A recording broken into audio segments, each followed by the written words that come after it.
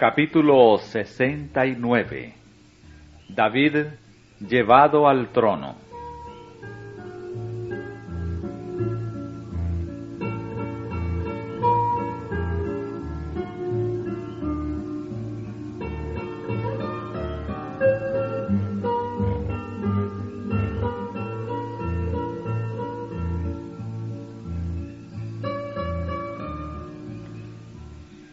La muerte de Saúl eliminó los peligros que habían obligado a David a permanecer en el destierro. Ya no había nada que le impidiera volver a su tierra. Cuando terminaron los días de luto por la muerte de Saúl y Jonatán, David consultó a Jehová diciendo: ¿Subiré a alguna de las ciudades de Judá? Y Jehová le respondió: Sube. Y David tornó a decir: ¿A dónde subiré? Y él le dijo: a Hebrón. Hebrón se hallaba a unos 30 kilómetros al norte de Beerseba, y como a medio camino entre esa ciudad y el sitio futuro de Jerusalén. Originalmente se la llamaba Kiriat Arba, ciudad de Arba, padre de Anac. Más tarde fue llamada Manre, y era el sitio donde estaban sepultados los patriarcas, en la cueva de Macpela. Hebrón había sido posesión de Caleb, y era ahora la ciudad principal de Judá. Estaba situada en un valle rodeado de fértiles colinas y tierras fructíferas. Los viñedos más hermosos de Palestina se encontraban en sus linderos, así como también muchos olivares y plantaciones de árboles frutales. David y sus compañeros se dispusieron inmediatamente a obedecer las instrucciones que habían recibido de Dios. Pronto los 600 hombres armados, con sus esposas e hijos, sus rebaños y manadas, estaban en camino hacia Hebrón. Al entrar la caravana en la ciudad, los hombres de Judá la aguardaban para dar la bienvenida a David y saludarlo como al futuro rey de Israel. Enseguida se hicieron arreglos para su coronación, y ungieron allí a David por rey sobre la casa de Judá. Pero no se hizo ningún esfuerzo para establecer su autoridad por medio de la fuerza sobre las otras tribus. Uno de los primeros actos del monarca recién coronado consistió en expresar su tierna consideración y afecto por la memoria de Saúl y Jonatán. Al saber del acto heroico de los hombres de Jabes de Galaad, que habían rescatado los cuerpos de los jefes caídos en la batalla y les habían dado sepultura honorable, David envió a Jabes una embajada con el siguiente mensaje: Benditos seáis vosotros de Jehová, que habéis hecho esta misericordia con vuestro señor Saúl en haberle dado sepultura. Ahora pues, Jehová haga con vosotros misericordia y verdad, y yo también os haré bien por esto que habéis hecho. Anunció luego su ascensión al trono de Judá, y solicitó la lealtad de quienes habían demostrado tanta sinceridad. Los filisteos no se opusieron al acuerdo de Judá para hacer rey a David. Le habían manifestado amistad cuando estaba desterrado, para molestar y debilitar el reino de Saúl, y ahora esperaban que, gracias a la bondad que habían demostrado a David, los beneficiaría la extensión de su poder. Pero el reinado de David no había de ser exento de dificultades. Con su coronación empezaron los anales negros de la conspiración y de la rebelión. David no se sentó en el trono como traidor. Dios le había escogido para ser rey de Israel, y no había dado ocasión para la desconfianza o la oposición. Sin embargo, apenas reconocieron su autoridad los hombres de Judá, cuando bajo la influencia de Abner, Isboset, el hijo de Saúl, fue proclamado rey, y se estableció un trono rival en Israel.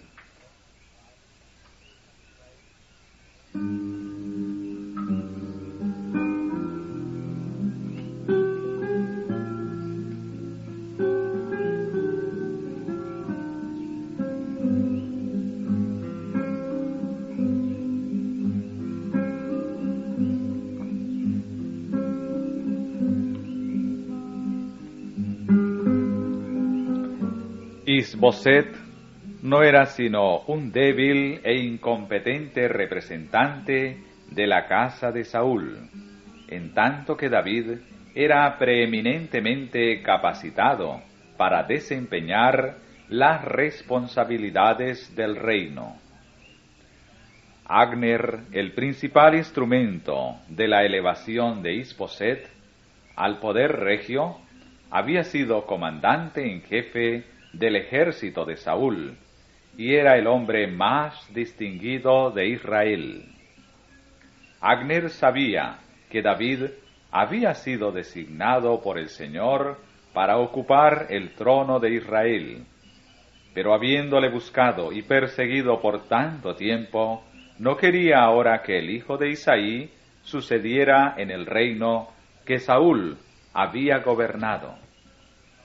Las circunstancias que rodeaban a Abner sirvieron para desenmascarar su verdadero carácter y revelaron que era ambicioso y falto de principios.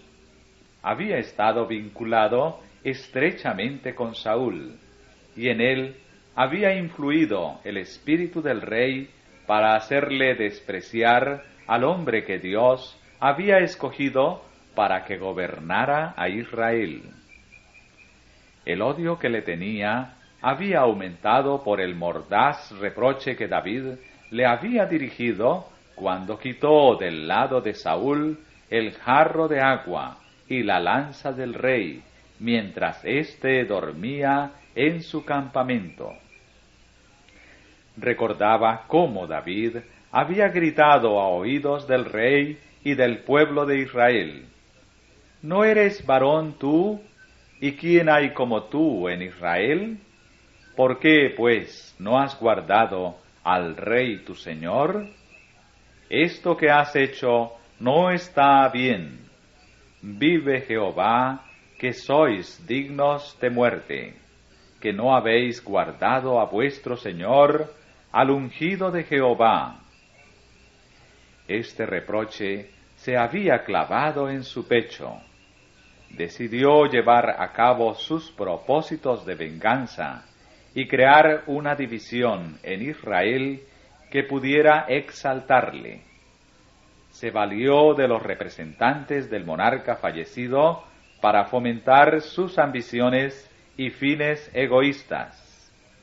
Sabía que el pueblo amaba a Jonatán, que se le recordaba con afecto, y las primeras campañas victoriosas de Saúl no habían sido olvidadas por el ejército. Con una decisión digna de una causa mejor, este jefe rebelde siguió adelante con sus planes. Como residencia real, eligió a Maanaín, localidad situada al otro lado del Jordán, porque ofrecía más seguridad contra un ataque de parte de David o los filisteos. Allí se realizó la coronación de Isboset. Su reinado fue aceptado primeramente por las tribus del este del Jordán y se extendió finalmente por toda la tierra de Israel, a excepción de Judá. Durante 2 años el hijo de Saúl gozó de los honores reales en su capital aislada. Pero Abner, resuelto a extender su poder sobre todo Israel, preparó una guerra de agresión. Y hubo larga guerra entre la casa de Saúl y la casa de David. Mas David se iba fortificando, y la casa de Saúl iba en disminución.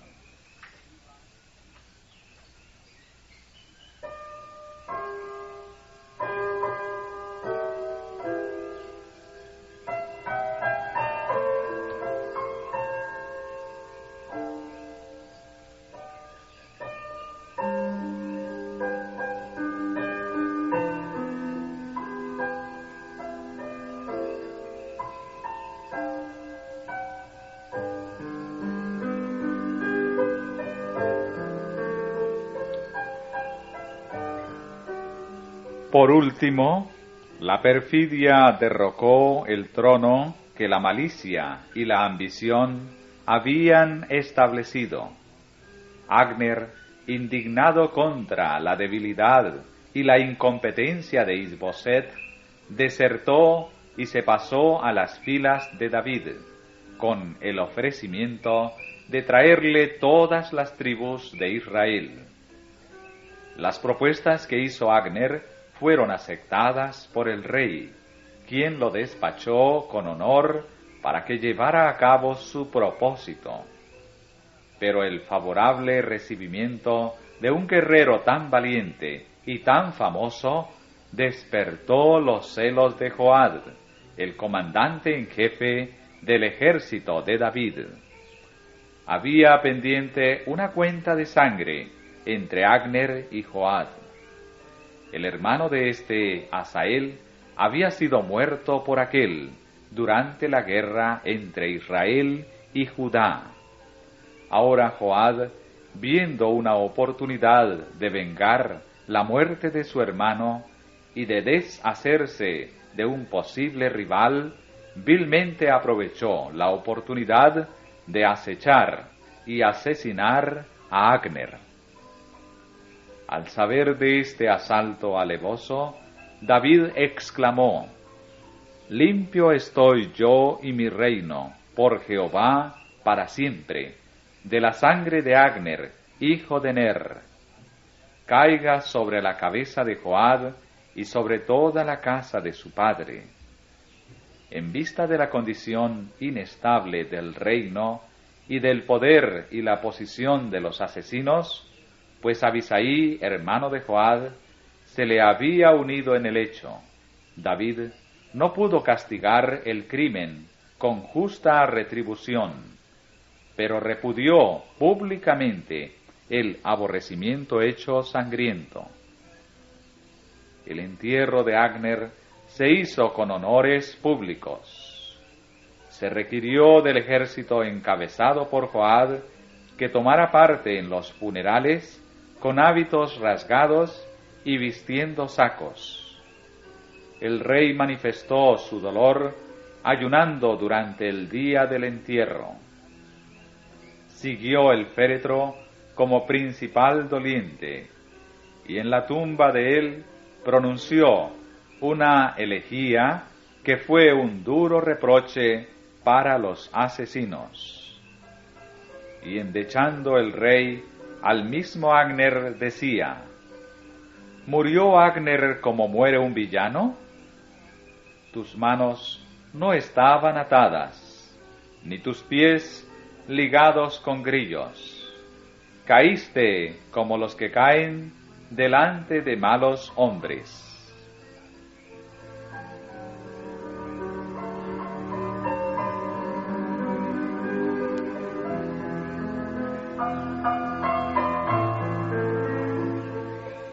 El reconocimiento magnánimo por parte de David del valor de quien había sido su enemigo acérrimo le ganó la confianza y la admiración de todo Israel.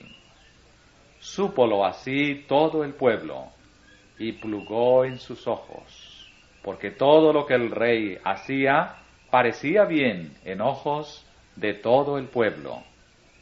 Y todo el pueblo y todo Israel entendieron aquel día que no había venido del rey que Agner, hijo de Ner, muriese.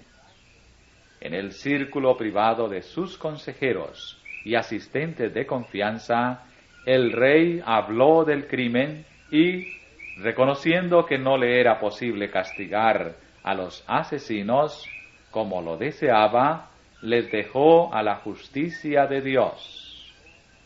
¿No sabéis que ha caído hoy en Israel un príncipe y grande?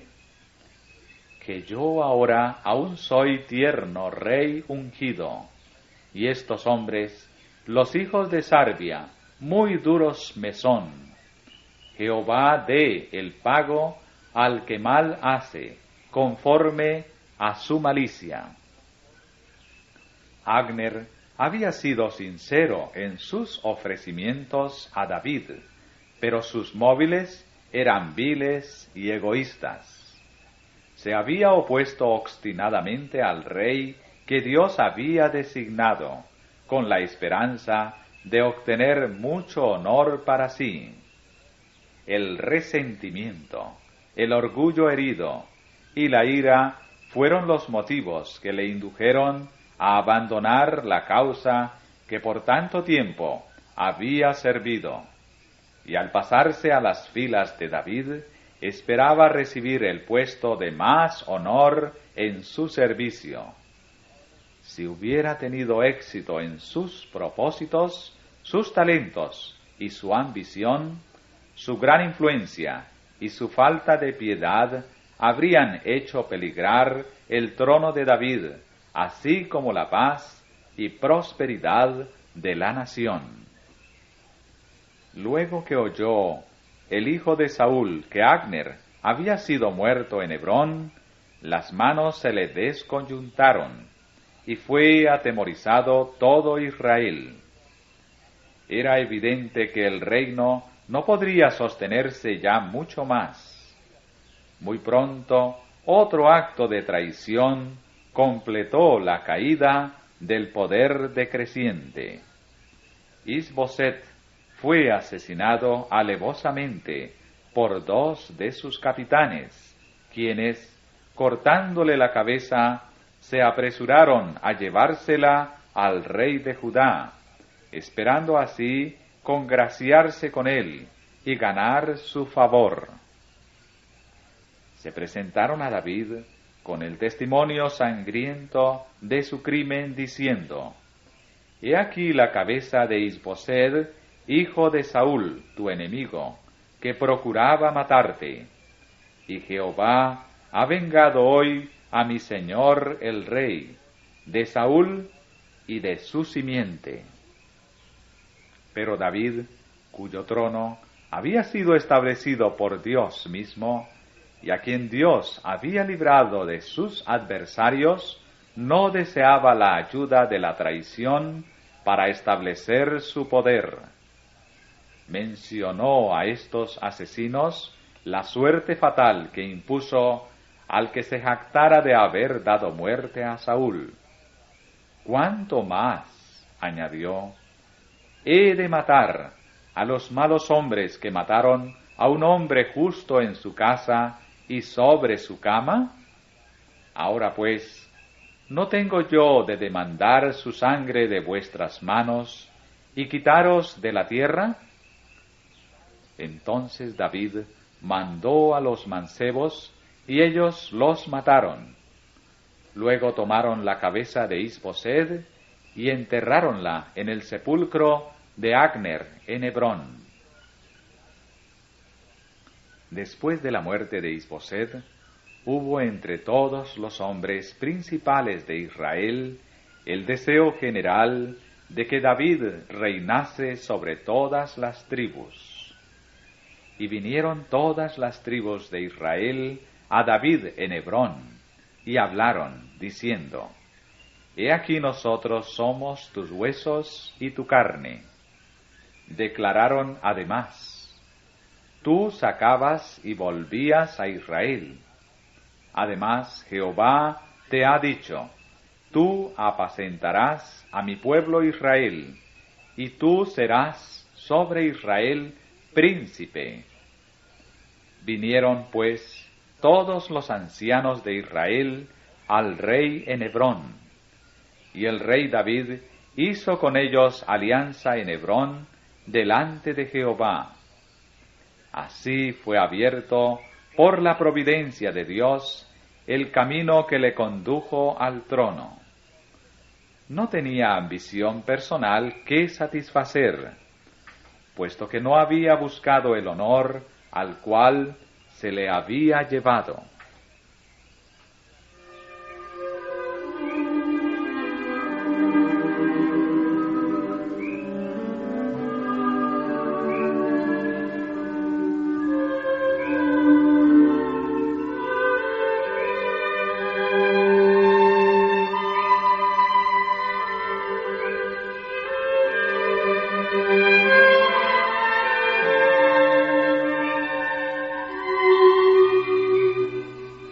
Más de 8.000 de los descendientes de Aarón y de los levitas acompañaban a David. El cambio que experimentaron los sentimientos del pueblo fue pronunciado y decisivo. La revolución se llevó a cabo con calma y dignidad, como convenía a la gran obra que se estaba haciendo. Cerca de 500.000 de los antiguos súbditos de Saúl llenaron Hebrón y sus inmediaciones. Las colinas y los valles rebosaban de multitudes. Se designó la hora para la coronación. El hombre que había sido expulsado de la corte de Saúl, que había huido a las montañas, las colinas y las cuevas de la tierra para salvar la vida, iba a recibir el honor más alto que puedan conferir a hombre alguno sus semejantes. Los sacerdotes y los ancianos, vestidos con los hábitos de su sagrado oficio, los capitanes y los soldados, con relumbrantes lanzas y yelmos, y los forasteros de lejanas comarcas estaban allí para presenciar la coronación del rey escogido. David estaba vestido con el manto real.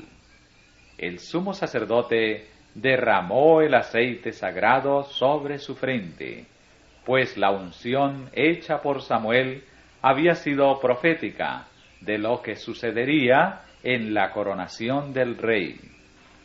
La hora había llegado, y por este rito solemne David fue consagrado en su cargo como vicegerente de Dios. El cetro fue puesto en sus manos. Se escribió el pacto de su justa soberanía, y el pueblo formuló sus promesas de lealtad. Se le colocó la diadema en la frente, y así terminó la ceremonia de la coronación. Israel tenía ahora un rey designado por Dios. El que había esperado pacientemente al Señor vio cumplirse la promesa de Dios. Y David iba creciendo y aumentándose, y Jehová, Dios de los ejércitos, era con él.